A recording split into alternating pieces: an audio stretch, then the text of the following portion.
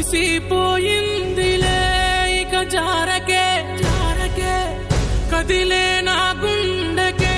నే చెబుతున్నా ఇడిసిపోయిందిలే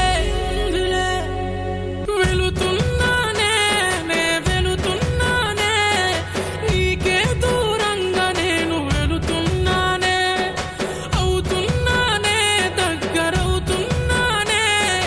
సిది సేరే నిప్పులకే చేరుతున్ననే